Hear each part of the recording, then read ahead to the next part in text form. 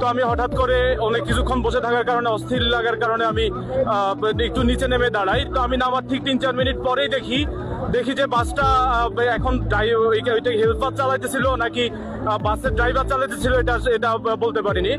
তো বাস দেখে আনুমানিক 25 থেকে 30 স্পিডে সোজা বরাবর এসে ডিরেক্টলি এসে নদীতে পড়ে গেল। ঈদের সময় পুরো বাসই লোড ছিল, একটা সিটও ফাঁকা ছিল না। আনুমানিক 5-7 জনের মতো আর কি ওটা উঠতে পারছে, বাকিরা উঠতে পারেনি। আর আনুমানিক বাসের মধ্যে 8 থেকে 10 জনের মতো শিশু ছিল, আর পুরুষ মহিলা কয়েকটা না লাশ অলরেডি নিয়ে গেল। তো আমি হঠাৎ করে অনেক কিছুক্ষণ বসে থাকার কারণে, অস্থির লাগার কারণে আমি একটু নিচে নেমে দাঁড়াই। তো আমি নামার ঠিক 3-4 মিনিট পরেই দেখি যে বাসটা এখন ওইটা হেল্পার চালাইতেছিল নাকি বাসের ড্রাইভার চালাইতেছিল এটা বলতে পারিনি। তো বাস দেখে আনুমানিক 25 থেকে 30 স্পিডে সোজা বরাবর এসে ডিরেক্টলি এসে নদীতে পড়ে গেল। ঈদের সময় পুরো বাসই লোড ছিল, একটা সিটও ফাঁকা ছিল না।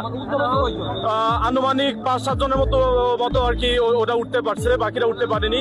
আর আনুমানিক বাসের মধ্যে 8 থেকে 10 জনের মতো শিশু ছিল, আর পুরুষ মহিলা কয়েকটা না লাশ অলরেডি নিয়ে গেল।